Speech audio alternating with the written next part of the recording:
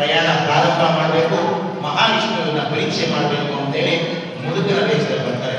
ಮತ್ತಿನ್ನೇನು ದೋಣಿ ಪ್ರಯಾಣ ಪ್ರಾರಂಭ ಮಾಡಬೇಕು ಸ್ವಾಮಿ, ನಾನು ಮುದುಕ ಆ ಕಡೆ ತೀರಕ್ಕೆ ಹೋಗ್ತಾ ಇದ್ರಲ್ಲ, ನಿಮ್ ಜೊತೆ ಬರ್ಬೋದಾ ಅಂತಂದಾಗ, ಹೇಗಿದ್ರು ಮುದುಕ ನಮ್ಮನ್ನೇನು ಮಾಡೋದಿಲ್ಲ, ಬನ್ನಿ ಸ್ವಾಮಿ ಅಂತ ಹೇಳಿ ಕೂರಿಸ್ಕೊಂಡು ಹೋಗ್ತಾರೆ.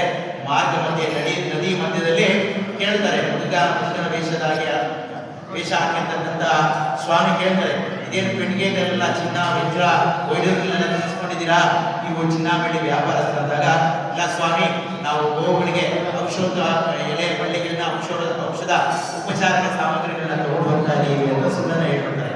ನಿಮ್ಮ ಮಾತು ಯಥಾರ್ಥವಾಗಿ ಅಂತ ನಾವು ಹೇಳ್ಕೊಳ್ತಾರೆ. ಆಗ ಇನ್ನೊಂದು ನದಿ ತೀರ ಸಿಗುತ್ತೆ, ತೀರದಲ್ಲಿ ವಿಶ್ರಾಂತಿ ತಗೋಬೇಕು ಅಂತ ಹೇಳಿ ಅಲ್ಲೇ ಇಳಿದು ಸ್ವಾಮಿ ಸಮೇತವಾಗಿ ಹೋಗಿ ಅಶ್ವತ್ಥ ವೃಕ್ಷದಲ್ಲಿ ಕೂತ್ಕೊಳ್ತಾರೆ. ಇವರಿಬ್ರು ಮಾಮಾಳಿ ಇಬ್ಬರು ಕೈಕಾಲ ಮುಖ ತೊಳೆದು ಅಲ್ಲೇ ಇರ್ತಕ್ಕಂಥ ದೇವಾಲಯಕ್ಕೆ ಹೋಗಿ ಅರ್ಚನೆ ಮಾಡಿಸಿ ಬಂದು ನೋಡೋಷ್ಟರಲ್ಲಿ ದೋಣಿಯನ್ನೆಲ್ಲ ಎಲೆ ಬಳ್ಳಿಗಳು ಕಾಯ ಆಗೋಗಿರುತ್ತೆ. ಮಾವ ಮೂರ್ಛೆ ಬಿದ್ದೋಗ್ತಾನೆ. ಆಗ ಅಳಿಯ ಆ ಮಾವನ್ನ ಎಬ್ಬರಿಸಿ ಹೇಳ್ತಾರೆ, ಬಂದಿರ್ತಕ್ಕಂಥವ್ರು ನಮ್ಮ ಜೊತೆ ಯಾರೋ ಮಹಾಪುರುಷರಿರಬೇಕು, ನಾವು ಅವರಿಗೆ ಸುಳ್ಳನ್ನ ಹೇಳಿದ್ರಿಂದ ನಮ್ಮ ಈ ಪದಾರ್ಥಗಳೆಲ್ಲ ಈ ರೀತಿ ಆಗಿದೆ, ಅವ್ರಿಗೆ ಹೋಗಿ ಕ್ಷಮಾಪಣೆ ಕೇಳ್ಕೊಳ್ಳೋಣ ಅಂತ ಹೇಳಿ ಹುಡುಕೊಂಡು ಹೋಗ್ತಾರೆ. ಅಲ್ಲಿ ಅಶ್ವತ್ಥ ವೃಕ್ಷದ ಬಳಿ ಕೂತ್ಕೊಂಡಾಗ ದೀರ್ಘವಾಗಿ ಕಾಲ ನಮಸ್ಕಾರ ಮಾಡಿ ಪರಿಯಾಗಿ ಕೇಳ್ಕೊಳ್ತಾನೆ ಮಾವ, ಸ್ವಾಮಿ ನಮ್ಮ ಅಪರಾಧನ ಕ್ಷಮಿಸಿ ನಿಮಗೆ ಸುಳ್ಳನ್ನ ಹೇಳ್ಬಿಟ್ಟಿದ್ದೀವಿ ಅಂತಂದಾಗ, ಆಗ ಸ್ವಾಮಿ ನಿಜರೂಪ ತೋರಿ ಎಲ್ಲವನ್ನ ಹೇಳ್ತಾರೆ.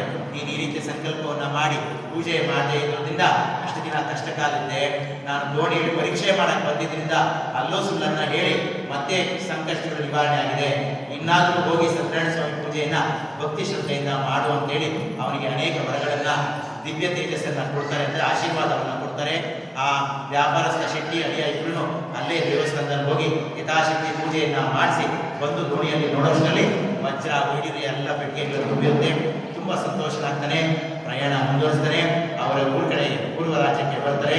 ನಮ್ಮೂರು ಸಿಕ್ಕಿತು ಅಂತ ಹೇಳಿ ಆ ರಾಜ ಭಟ್ರು ಇರ್ತಾರಲ್ಲ, ಅವ್ರ ಸೇವಕರು ಅವ್ರಿಗೆ ಹೇಳಿ ಕಳಿಸ್ತಾರೆ, ನಾವು ಬರ್ತಾ ಇದ್ದೀವಿ, ನಮ್ಗೆ ಆದಿ ಸಮೇತವಾಗಿ ಬರ್ಮಾಡ್ಕೊಳ್ಬೇಕು ಅಂತಂದಾಗ ಆ ಸೇವಕರು ಹೋಗಿ ಮನೆಯಲ್ಲಿ ಹೋಗಿ ತಲುಪಿ ಹೇಳೋಷ್ಟರಲ್ಲಿ ತಾಯಿ ಮಕ್ಕಳಿಬ್ಬರು ಭಕ್ತಿ ಶ್ರದ್ಧೆಯಿಂದ ಪೂಜೆಯನ್ನ ಮಾಡಿ ಎಲ್ಲರಿಗೂ ಪ್ರಸಾದವನ್ನು ನೀಡ್ತಾ ಇರ್ತಾರೆ. ಶುಭ ವಾರ್ತೆ ಬರುತ್ತೆ. ತಾಯಿ ಪ್ರಸಾದ ತಗೊಂಡಿರ್ತಾರೆ. ಮಗನಿಗೆ ತಗೋಬೇಕು. ಶುಭ ವಾರ್ತೆ ಬಂದೊಡನೆ ಅಲ್ಲೇ ಇಟ್ಬಿಟ್ಟು ಬೇಗ ಓಡಿ ಬರ್ತಾರೆ ನೋಡಕ್ಕೆ. ಎಷ್ಟೋ ವರ್ಷಗಳಾಗೋಯ್ತಲ್ಲ ನೋಡೋಕೆ ಅಂತ. ಆಗ ಅಳಿಯ ದೋಣಿಯಲ್ಲೇ ಇರ್ತಾನೆ, ಮಾವ ತಳದಲ್ಲಿ ಇರ್ತಾನೆ. ಆಗ ಇಬ್ರು ಬಂದು ನೋಡೋಷ್ಟರಲ್ಲಿ ಅಳಿಯ ಮತ್ತು ದೋಣಿ ಮಾಯ ಆಗ್ತಾರೆ. ಮಗಳು ಪರಿಯಾಗಿ ಓಡಾಡ್ತಾರೆ. ಅಯ್ಯೋ ಇಷ್ಟೊತ್ತು ಇದ್ದ, ಈಗ ತಾನೇ ಏನಾಯ್ತು, ಏನೋ ತೊಂದರೆ ಆಗಿರ್ಬೇಕು ಅಂತಂದ್ರೆ ನನ್ನ ಕಣ್ಣು ಮುಂದೆನೇ ಇದ್ದಷ್ಟು ಅಳಿಯ ಮತ್ತೆ ದೋಣಿ ಇಬ್ರು ಕಾಣಿಸ್ತಾ ಇಲ್ಲ ನನಗೆ ಅಂತ ಹೇಳಿ ಮಾವ ಮತ್ತು ಅತ್ತೆ ಮಾವ ಇಬ್ರು ತುಂಬಾ ವ್ಯಥನ ಪಡ್ತಾ ಇರ್ತಾರೆ, ಅಂದ್ರೆ ತುಂಬಾ ದುಃಖ ಪಡ್ತಾ ಇರ್ತಾರೆ. ಆಗ ಮಗಳ ಅವಸ್ಥೆ ನೋಡಿ ಮತ್ತೆ ಕ್ಷಮಾಪಣೆ ಕೇಳ್ತಾರೆ ಭಗವಂತನಲ್ಲಿ. ಆಗ ಹೇಳ್ತಾನೆ, ಅಶರೀರವಾಣಿ ಅಂದ್ರೆ ಶರೀರ ಇರೋದಿಲ್ಲ, ಮಾತು ಮಾಡ್ತಾರೆ. ಹೇಳ್ತಾರೆ, ನಿನ್ನ ಮಗಳು ರಥ ಪೂಜೆಯನ್ನ ಮಾಡಿ ಪ್ರಸಾದ ತಗೊಳ್ಳದೆ ಬಂದಿರೋದ್ರಿಂದ ಅಳಿಯ ಮತ್ತು ದೋಣಿ ಇಬ್ರು ಮಾಯವಾಗಿದ್ದಾರೆ. ಏನಾದ್ರೂ ಮನೆಗೆ ಹೋಗಿ ಮಿಕ್ಕಿರ್ತಕ್ಕಂಥ ಪ್ರಸಾದವನ್ನ ಕ್ಷಮಾಪಣೆ ಕೇಳಿ ಪ್ರಸಾದ ತಗೊಂಡು ಬಂದಿದ್ದೆ, ಆದರೆ ಮತ್ತೆ ಕಾಣಿಸ್ತಾರೆ ಅಂತಂದಾಗ ತ್ವರಿತವಾಗಿ ಹೋಗ್ತಾಳೆ ಮಗಳು. ಇಷ್ಟೇ ಮಿಕ್ಕಿರ್ತಕ್ಕಂಥ ಪ್ರಸಾದವನ್ನ ನೆಲದಲ್ಲಿ ಬಿದ್ದಿದ್ರು ಸಹ ಭಕ್ತಿ ಶ್ರದ್ಧೆಯಿಂದ ಕಂಡು ಬಂದು ಕ್ಷಮಾಪಣೆ ಕೇಳ್ತಾರೆ.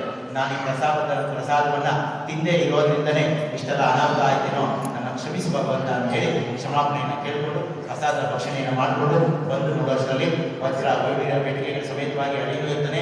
ದೋಣಿ ಕಾಣಿಸ್ತಾನೆ.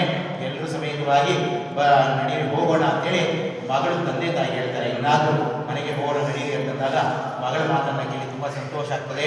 ಊರಿಗೆ ಪ್ರವೇಶ ಮಾಡ್ತಾರೆ. ತನಗೆ ಎಷ್ಟು ಬೇಕೋ ಅಷ್ಟನ್ನು ಇಟ್ಕೊಂಡು ಮಿಕ್ಕಿದ್ದನ್ನೆಲ್ಲ ದಾನ ಧರ್ಮವಾಗಿ ಮಾಡಿ ಆ ವ್ಯಾಪಾರಸ್ಥ ಇನ್ನು ದೊಡ್ಡ ವ್ಯಾಪಾರಸ್ಥನಾಗಿ ಅವನ ವಂಶ ದೊಡ್ಡದಾಗಿ ಕೊನೆಗೆ ವೈಕುಂಠ ಲಭಿಸಿಕೊಳ್ಳೋದಕ್ಕೆ ಇಲ್ಲಿಗೆ 4ನೇ ಅಧ್ಯಾಯ ಮುಕ್ತಾಯವಾಗಿದೆ.